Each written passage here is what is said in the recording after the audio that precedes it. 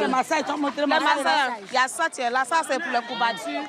Ça c'est pour les courbatures aussi. Les maux de rein, tu as maux de rein, tu as vraiment la poitrine, tes courbatures de tes mains comme tes pieds. Tu masses, ça te soulage. C'est bon pour ma santé et c'est bon aussi pour l'économie. Au lieu de payer ça à 1000 francs, 2000 francs à la pharmacie, ici je préfère payer ça à 500 francs.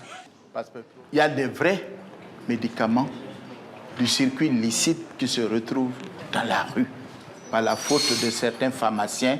Il y a aussi des commerçants véreux qui peuvent aller en Chine ou en Inde, acheter des conteneurs de médicaments et avec la complicité des douanes, faire rentrer ces produits sur le territoire ivoirien et les distribuer sur le marché, un peu comme ce type d'antibiotiques ou autre chose. L'opération a été montée en 24 heures, dans le plus grand secret. Effet de surprise oblige pour garantir son succès. Dès 4 heures ce matin, 400 hommes sont mobilisés sur le parvis du district de police d'Adjamé. Ils sont de la gendarmerie et de toutes les unités de la police nationale. À 5 heures du matin, toute la zone de Roxy est bouclée.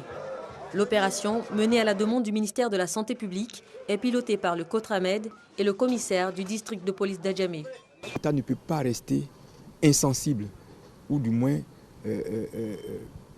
passif face à cette situation. C'est une suite logique dans les actions que mène maintenant la ministre de la Santé et de la lutte contre le sida à l'endroit des vendeurs de médicaments de mauvaise qualité.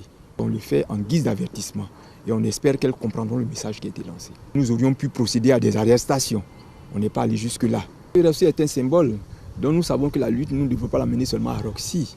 Il y a d'autres sites que nous connaissons, que nous allons attaquer bientôt. Dans cette résidence comprenant plusieurs chambres, voici ce qui a été découvert par les hommes de la cellule antidrogue de la gendarmerie nationale. Environ 200 tonnes de médicaments de qualité inférieure. Tous les couloirs et toutes les chambres servent d'entrepôt. Les placards ne sont pas épargnés. Ici, on trouve des médicaments de tout genre.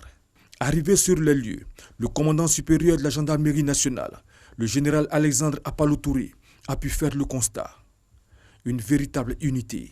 En plus des 2 niveaux, le sous-sol est garni, y compris les différentes toilettes.